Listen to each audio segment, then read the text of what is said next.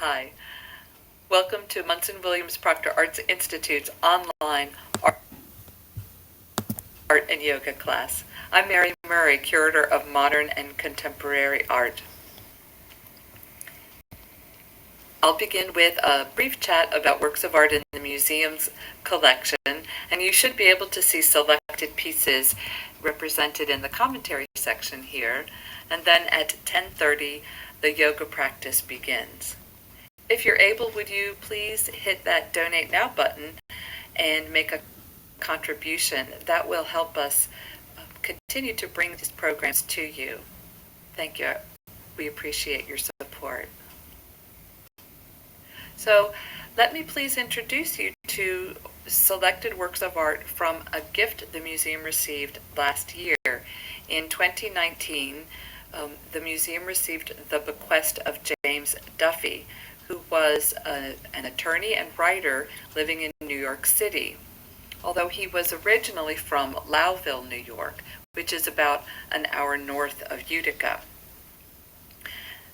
So how did this gift come to the museum? Well, it was really a letter out of the blue from July 2000 to then director Paul Schweitzer, our director emeritus, Paul Schweitzer.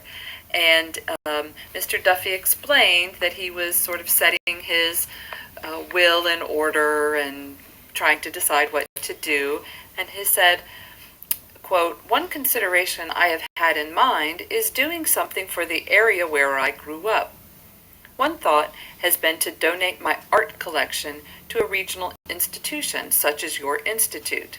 Well, Paula and I were quite excited, as you can imagine. So I put on my little curatorial outfit and made my way to the East 60s in New York and had coffee one morning with Mr. Duffy. And then shortly thereafter, Paul also made his visit, although he went in the afternoon, and so he was offered scotch. But anyway, and I suppose we made a good impression. I had not remembered this part of the letter. In closing, Mr. Duffy said, "In fairness, I should say that I'm also contacting other institutions. So we have the great good fortune of having been the recipients and beneficiaries of his largesse." The collection that Mr. Duffy has donated meshes beautifully with the holdings here at Munson Williams Proctor. Some of the material complements what we already have owned, and some of the material are works of art by artists who hadn't previously been represented in the collection. So it's marvelous to add new material and also at the same time to be able to add depth to our holdings. If we had a lithograph and we are able to add paintings by that artist, for instance, or a sculpture, and now we have some works on paper by an artist. So for instance, some of the examples are a very charming crayon drawing by Picasso from later in his career, which is a great complement to the early Cubist painting the museum owns, or a very charming small collage by his studio mate, Georges Braque. There is in the donation a beautiful pastel by the artist Sean Scully, and the museum has owned since the 1980s a portfolio of intaglio prints by Scully. So you see these kinds of complements really enrich the museum's holding and enable us to tell the story of modern and contemporary art that much better.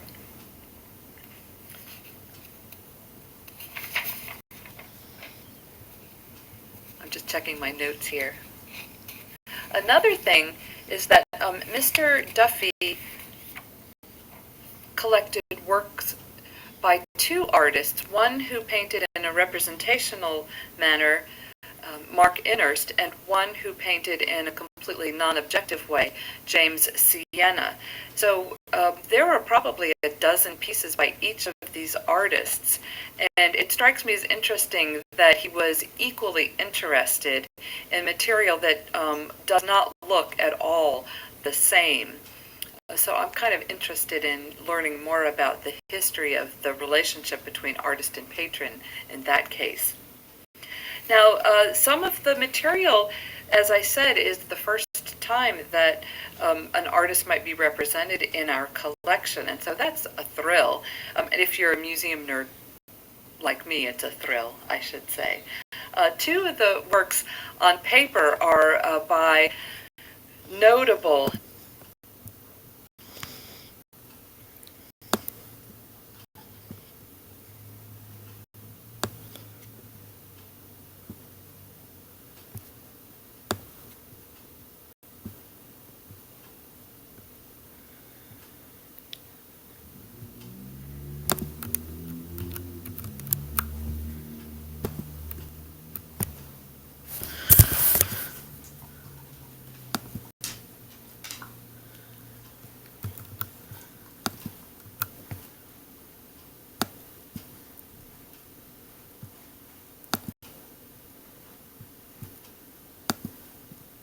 And it strikes me as interesting that he was equally interested in material that does not look at all the same. So I'm kind of interested in learning more about the history of the relationship between artist and patron in that case. Now, some of the material, as I said, is the first time that an artist might be represented in our collection, and so that's a thrill. And if you're a museum nerd like me, it's a thrill, I should say.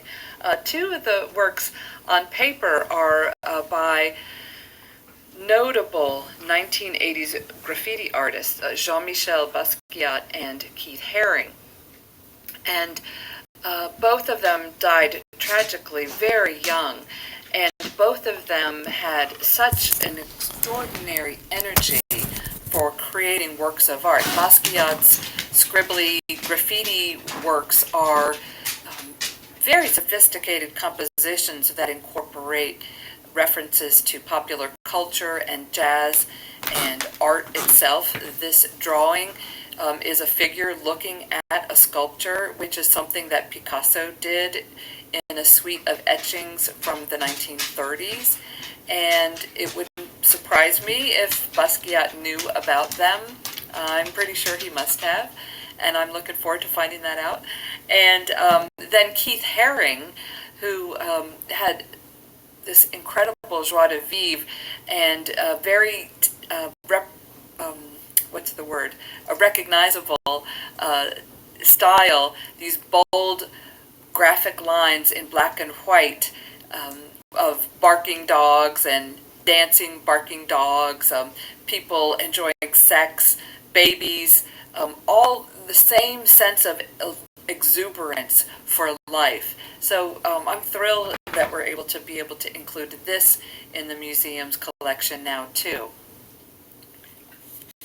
So like a very important bequest the museum received in 1957, the Edward Root bequest, the museum's Duffy collection is what I would describe as being domestically scaled. That is, both like Mr. Root before him, Mr. Duffy lived with this material. He knew many of the artists whose work he collected. And there's something about that that